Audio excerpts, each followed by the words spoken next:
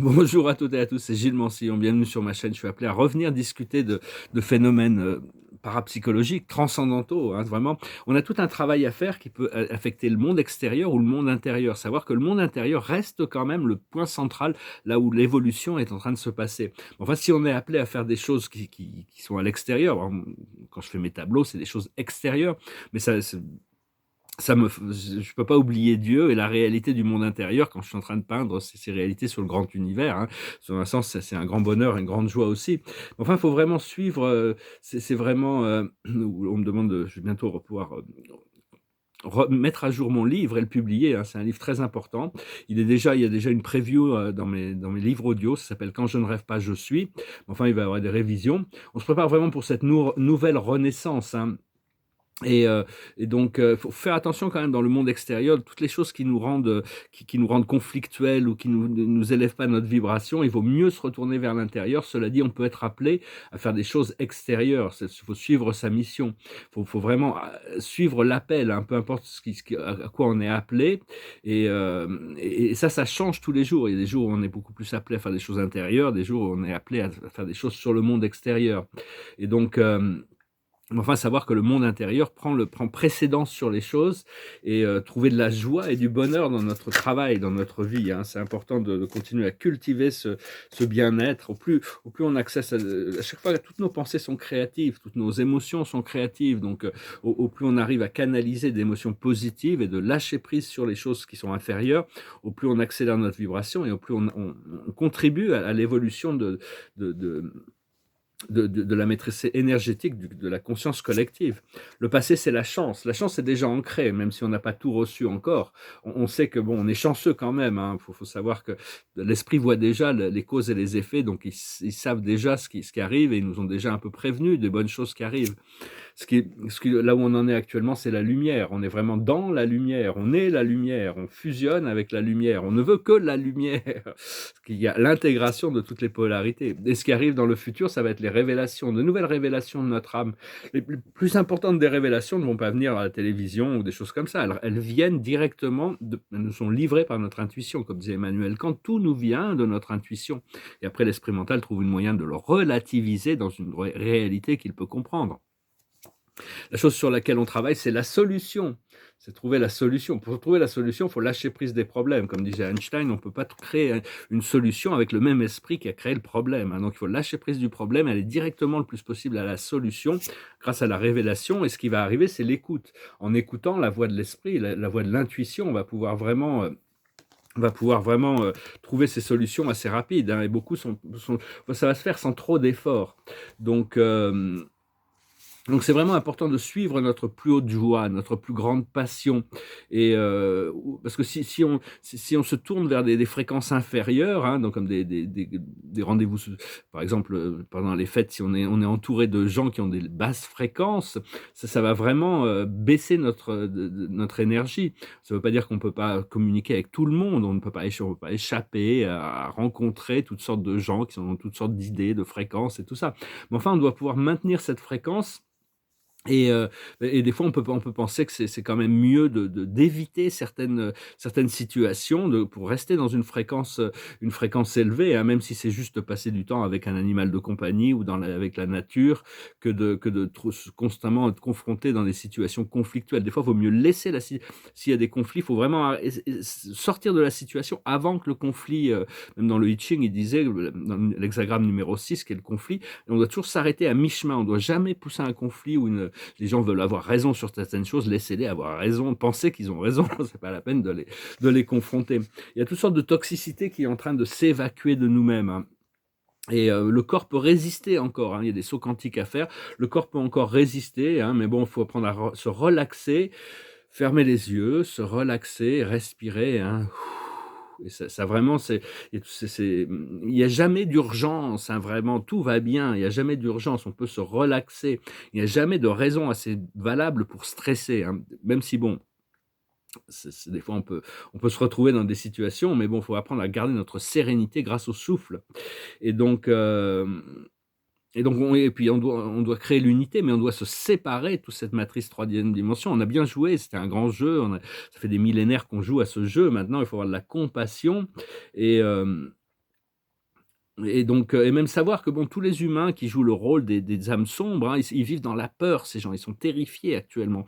C'est pour ça qu'ils continuent leur programme, hein, ils sont terrifiés, il faut avoir un peu de compassion pour eux, sans jouer leur jeu, en disant non, mais savoir bon, en réalité, ils ont peur de leur propre hiérarchie, hein. Ils ont tous ces gens, ils sont dans les positions de pouvoir, mais ils ont peur de leur propre hiérarchie dans ces loges sombres et tout ça, et ils ont peur d'être découverts par le peuple, et ils savent que tout ça, ça arrive intuitivement, et ils peuvent pas l'éviter, donc il faut savoir que ces gens, ils vivent vraiment dans une, ils sont vraiment pas, il faut essayer de sortir de la matrice, hein, laisser et se protéger avec les femmes sacrées, hein, envoyer la lumière violette sur tous les êtres indifféremment de si, parce on les perçoit comme sombres ou lumineux.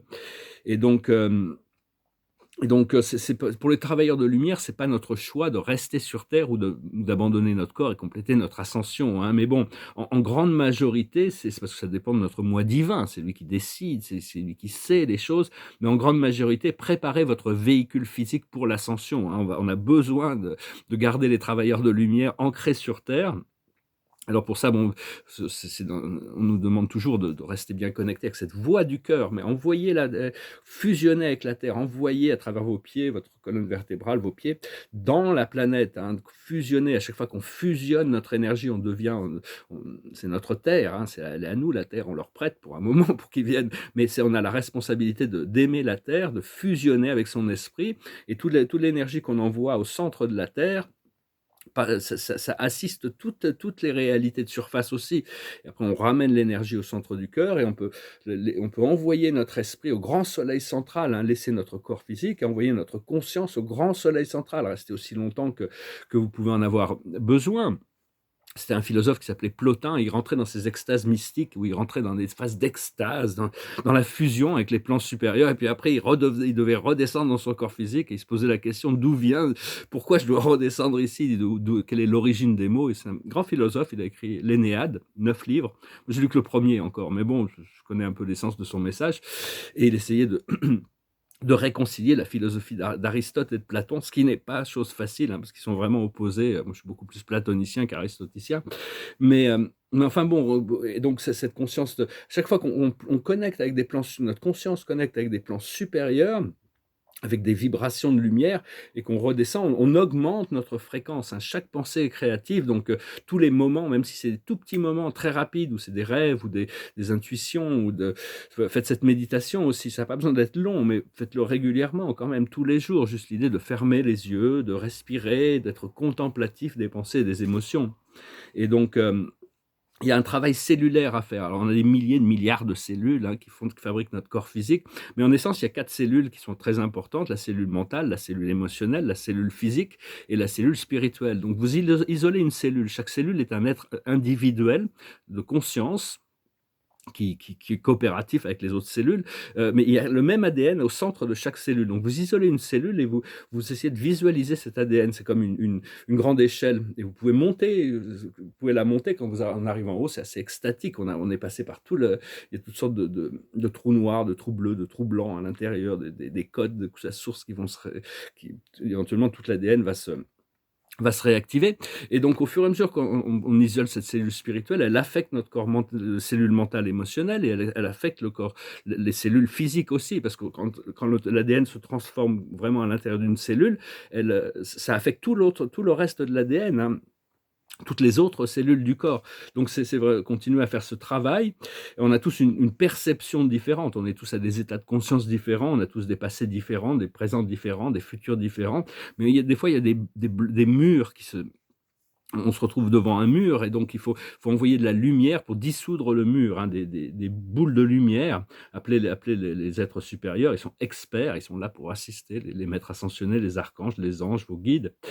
Mais rester dans le cadre, il y a toujours un cadre qui nous est proposé par l'esprit, il faut rester dans le cadre, et à l'intérieur du cadre, on peut tout transformer. Lâcher prise de toutes sortes de mémoires restrictives, hein, et surtout ne pas avoir peur des gens qui sont vaccinés, même s'ils sont contagieux avec tous ces nanoparticules, ces robots, c'est des micro-robots extraterrestres qui sont émis dans le... Il faut vraiment...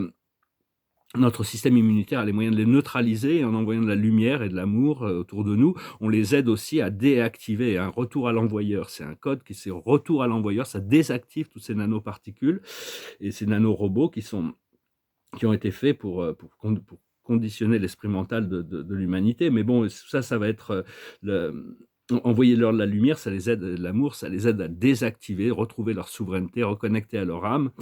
Et donc, mais enfin bon, c'est parce que c'est vrai que si on est complètement entouré de gens qui sont tous vaccinés, il vaut mieux porter peut-être un masque, hein, parce que ça nous protège un peu, les non vaccinés, hein, disons.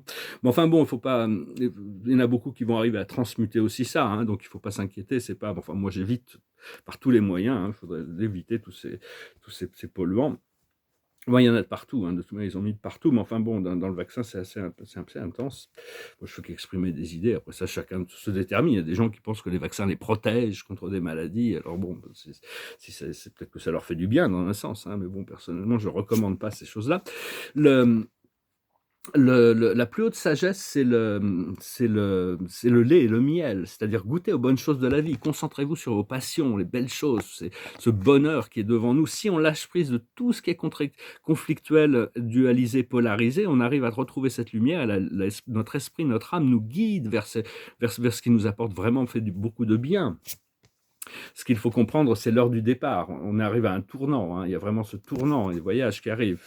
Ce qu'il faut faire, c'est la symphonie inachevée. Il y a encore des sauts quantiques à faire. Il y a des décisions à prendre à l'intérieur de nous pour arriver à éliminer les toxicités, les habitudes, les addictions, les habitudes, les systèmes de pensée, les croyances, les peurs, les doutes qui sont à l'intérieur de nous pour compléter cette symphonie. Il faut être patient, hein. Et l'aboutissant, c'est le miracle, la bénédiction. C'est la carte la plus puissante du jeu.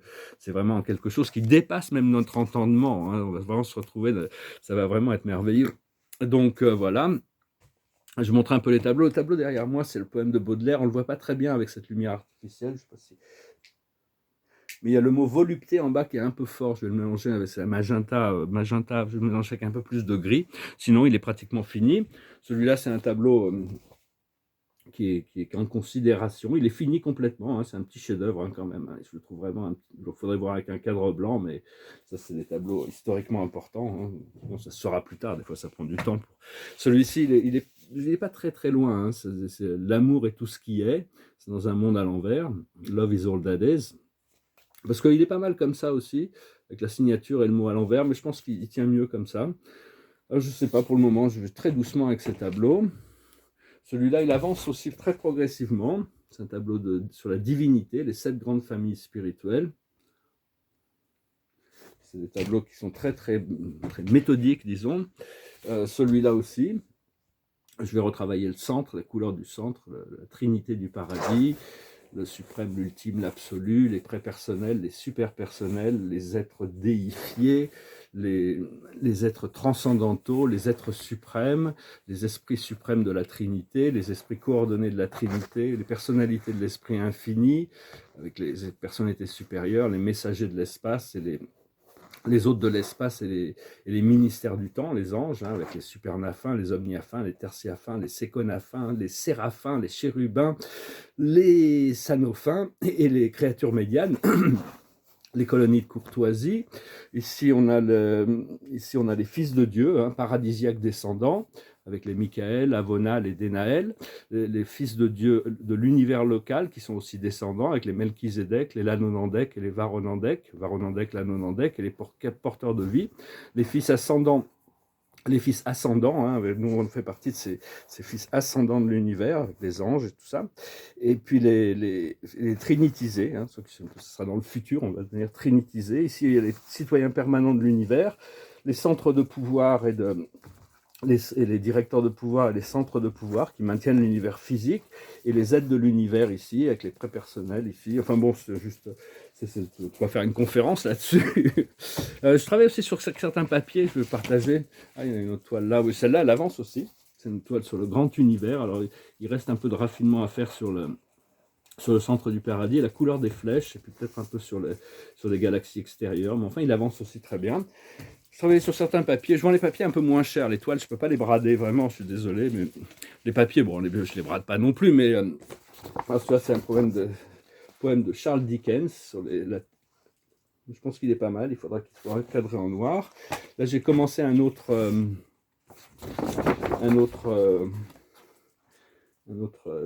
tableau de cosmologie, hein, il vient de démarrer. J'en fais un autre sur la divine, sur cette famille spirituelle, mais je ne l'ai pas là, il est en bas. Ici, ça va être... C'était un poème de Confucius, et puis en fin de compte, il y a un paradis qui s'est mis par-dessus. Bon, les couleurs sont pas encore montées, il va être beau, hein, ça va être... Et puis celui-là, c'est un autre super univers qui est en train de se construire. Il va commencer à se construire, et puis ça c'est une toile sur le super univers, un super univers qui est, celui-là est fini, complètement fini, donc voilà. Donc voilà, je voulais partager un petit peu ce procédé, c'est un peu celui-là, il pleut, il sont tombés de la neige mouillée tout à l'heure. Et donc voilà, je vais chanter une chanson. Pour finir, je vous remercie d'aimer, de partager, de commenter, de souscrire. Je vous remercie pour vos donations. Si vous voulez une session privée, vous pouvez m'envoyer un email. Je vais bientôt arrêter de les faire, mais en attendant, ça me fait tout plaisir de pouvoir assister, aider. Et voilà, je chantais une chanson comme ça, c'était une chanson qui nous dit on ne peut pas toujours avoir ce qu'on veut dans la vie, mais on a toujours ce qu'on a besoin. Je n'ai jamais chanté cette chanson, j'espère que je vais réussir à la chanter correctement. C'est une chanson des Rolling Stones. You can't always get what you want. I saw her today at the reception, a glass of wine in her hand. I knew she would meet a connection. At her feet was her footloose man. No, you can't always get what you want. No, you can't always get what you want. You can't always get what you want. But if you try sometime, you will find you get what you need. And I went down to the demonstration to get my fair share of abuse, singing we're gonna vent out our frustration. If we don't, we're gonna blow out the 50 amp fuse. Sing it to me, honey. You can't always get what you want. No, you can't always get what you want. But if you try sometime, you will find you get what you need. I went down to the Chelsea drugstore to get your prescription filled. I was standing in line with Mr. Jimmy, and a man did he look pretty here. We decided that we would have a soda, my favorite flavor, cherry red. I sung my song to Mr. Jimmy, and then he said one word to me, and that was dead. No, you can't always get what you want. No, you can't always get what you want. But if you try sometime, you might find you get what you need. I saw her today at the reception. In her glass was a bleeding man. She was practiced at the art of deception. Well, I could tell by her blood-stained hand. Sing it. You can't always get what you want. No, you can't always get what you want. But if you try sometime, you might find you get what you need. Voilà. Donc, oui, on ne peut pas toujours avoir ce qu'on veut, mais on a toujours ce qu'on a besoin. En réalité, tout est parfait dans la vie, et dès qu'il y a quelque chose qui est prêt, dès que l'univers est en charge des choses, donc il faut vraiment continuer à se concentrer sur le lait et le miel, les bonnes choses de la vie. Et la carte de la journée, pour conclure, c'est le 8 d'Ariel. Vous pouvez être fier du travail accompli. C'est en pratiquant qu'on apprend. Pensez à reprendre des études ou à suivre une formation. Continuez à vous cultiver, suivre ces choses qui vous font du bien, qui vous apportent du bonheur. Continuez à enrichir vos talents, votre créativité. Voilà, je vous salue, je vous remercie pour tout. Je vous souhaite une excellente journée. Je vous dis à bientôt. Adonai.